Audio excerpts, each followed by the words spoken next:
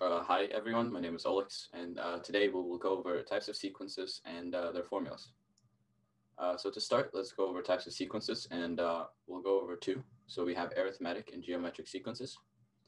So how can you tell if a sequence is arithmetic or geometric? So here are two examples of two sequences, and this pattern continues off into the future, so we can add three dots. And there could also be some numbers before, but we're kind of looking at just a small part of the sequence. And the sequence at the top is arithmetic. And the reason we can tell is because if you look at the way the sequence grows, you can notice that you're adding some kind of number every time. So in this case, you're adding 3. This should actually be 1 and not -1. So what you have is you have a common difference of 3. And if there's some common difference, then you know the sequence will be arithmetic. If we look at the bottom sequence, on the other hand, you can notice that every time you're multiplying to get the next number, you're multiplying the previous number by 1/2. And when you're multiplying something to get the next number, so when you're multiplying, for example, if you were to keep going, the next number would be 32.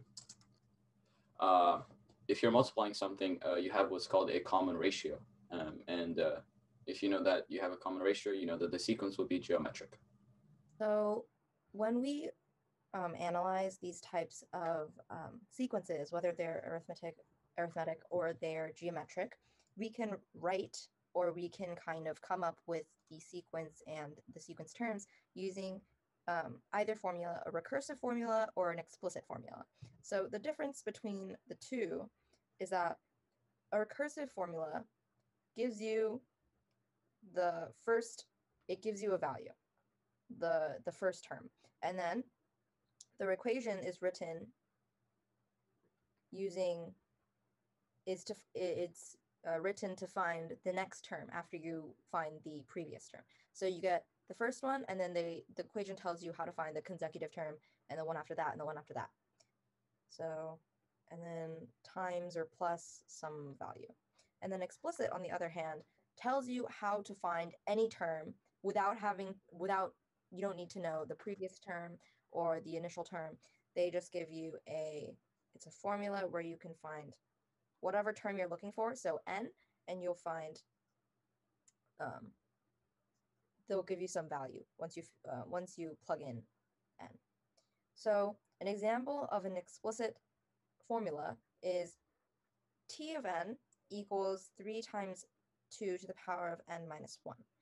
So like we said, with explicit, you don't need to know the previous term or the initial term. So let's say I want to find the first term. So we would say 3 times 2, 1 minus 1. Because remember, we're looking for the first term, so n equals 1. Equals 3 times 2 to the power 0, which just equals 3. And then t2, we'll just go to 3 terms.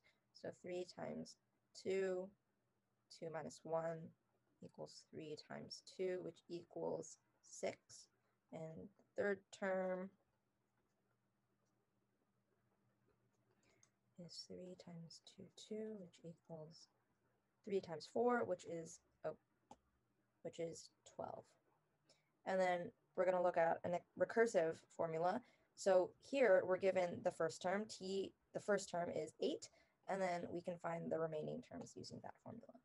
So we already given that t1 equals 8, t2 equals t of n, wait,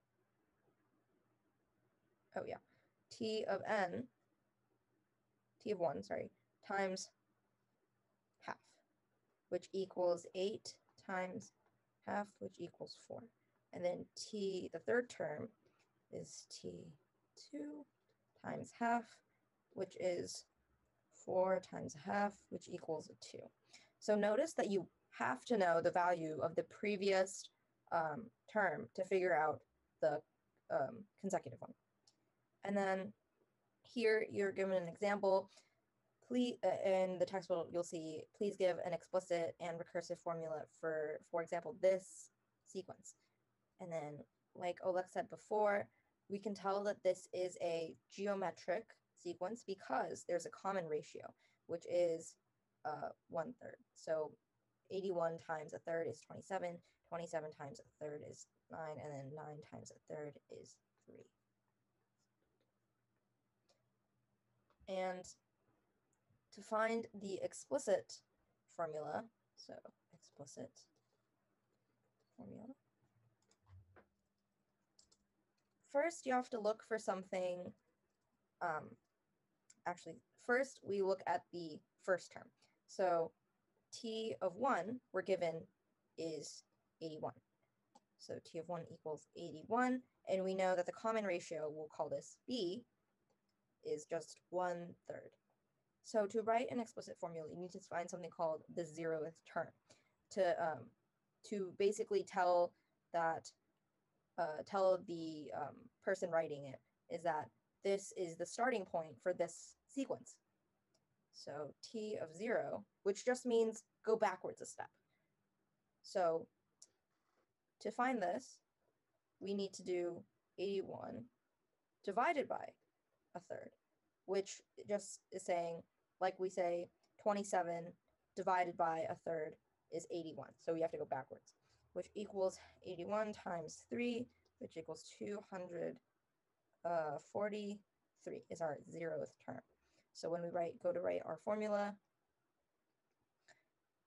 we have our initial, we have our 0th term. We're going to plug this in later.